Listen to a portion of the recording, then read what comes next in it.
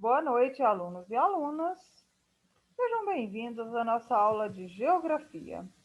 Na aula de hoje, nós vamos ver a diferença entre tempo e clima. É comum vermos o uso dos termos tempo e clima para designar o mesmo estado atmosférico. Tempo e clima são elementos que se complementam na descrição do ambiente atmosférico. Estes conceitos, porém, referem-se a condições diferentes de ambiente e usá-los como sinônimos é um equívoco. A diferença entre tempo e clima. Tempo é o estado momentâneo das condições atmosféricas ou meteorológicas de um dado lugar, em um determinado momento e está sujeito a variações. Quando alguém pergunta como está o tempo hoje, pretende saber se está frio ou quente, seco ou úmido, chuvoso ou ensolarado. O tempo é, portanto, a condição atual da atmosfera, que pode mudar de um instante para outro. As variações de temperatura, umidade relativa do ar, pluviosidade, são responsáveis pelo dinamismo das condições meteorológicas, portanto, do tempo. Essas variações podem ou não ser acentuadas, de acordo com a época do ano.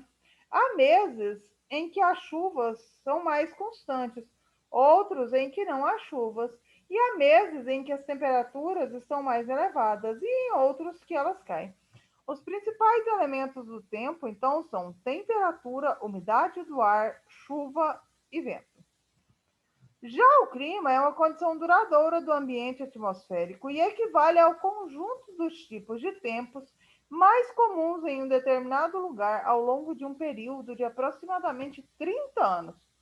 Portanto, ele representa um padrão geral das condições meteorológicas, das variações anuais de temperatura, umidade, pressão atmosférica, vento, que se alteram de acordo com as estações do ano.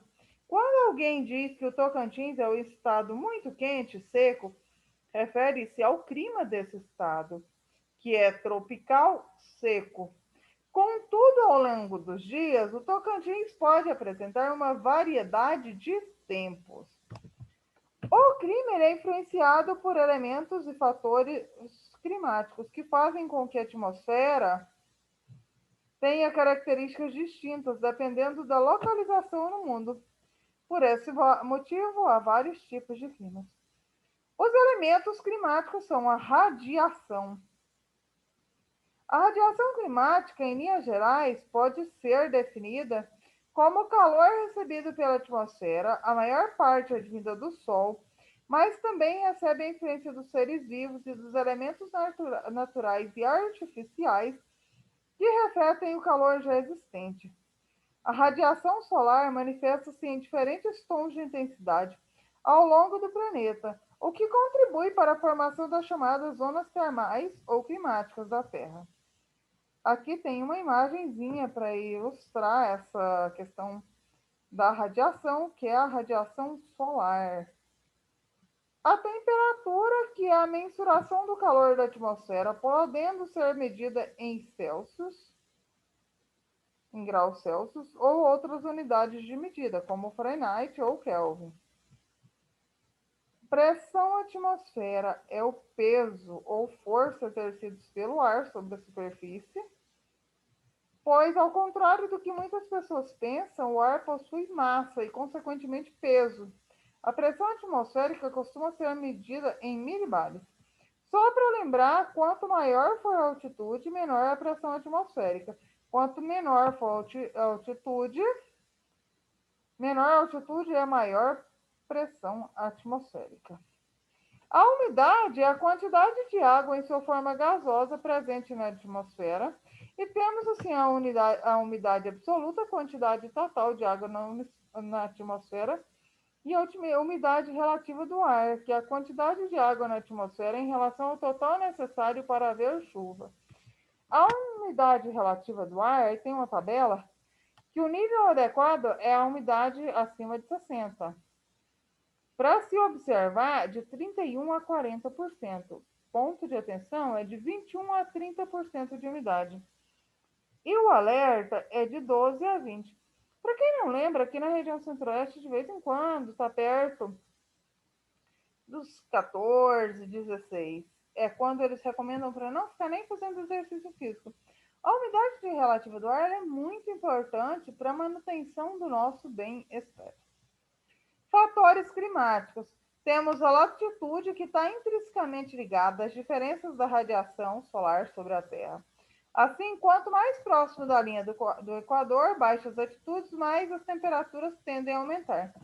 Por outro lado, à medida que nos direcionamos rumo às zonas polares, que são as altas altitudes, menores tendem a ser a temperatura. As zonas polares são os polos.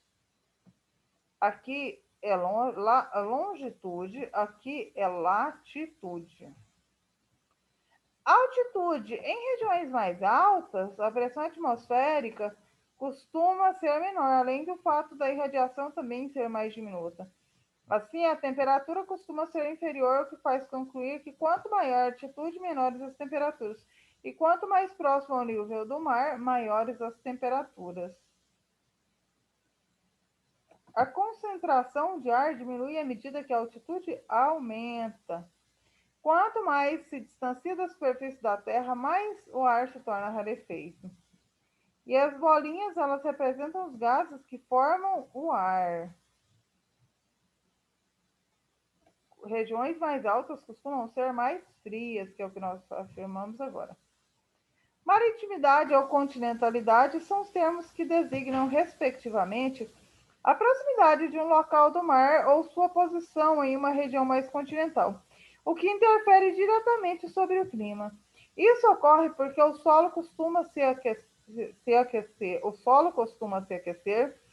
ou se resfriar mais rapidamente do que a água, o que acarreta uma maior amplitude térmica.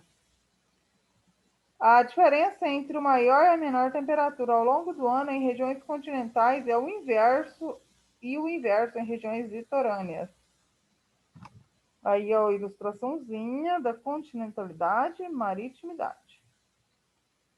Temos ainda as massas de ar, que em função das diferentes massas de pressão atmosférica, temos a movimentação do ar. Quando esse movimento ocorre em blocos de ar com a mesma temperatura e umidade, formam-se massas de ar, que transferem suas características para o clima dos locais por onde passam. Massas de ar frio e úmido, por exemplo, são responsáveis por diminuírem as temperaturas e aumentarem a umidade. O encontro de duas massas diferentes forma as frentes de ar. A vegetação interfere no clima de várias formas diferentes. As principais delas são a contenção ou absorção dos raios solares, minimizando seus efeitos, a elevação da umidade por meio da evapotranspiração, o que ajuda a diminuir temperaturas e elevar os índices de chuva. É muito simples. Para bom ser humano, meia palavra basta. Floresta. Basta ser humano para perceber a importância das florestas. Floresta em pé faz bem para a nossa vida, mantém o clima mais ameno, ajuda no controle das temperaturas. O relevo também influencia o clima quando as regiões mais altas impedem a passagem das massas de ar, fazendo com que algumas regiões se tornem mais secas ou até desérticas, devido aos paredões que às vezes não deixam as massas de ar passar, esse tipo de coisa. Temos ainda as correntes marítimas, que apresentam condições específicas de temperatura, influenciando diretamente o clima. Em regiões em que o mar é mais quente, por exemplo, evapotranspiração aumenta e eleva a umidade, que se dispersa por outras regiões. Quando as correntes são mais frias, a umidade local diminui a pressão atmosférica e a umidade passa a ser menor, o que faz com que essa região acabe sugando as massas de ar de outras localidades, que passam a sofrer alterações em seus climas. Pois bem, a aula de hoje era isto. Respondam o quiz. Tem só 3 questõezinhas, só para a gente responder, para lembrar que está participando, e uma boa noite.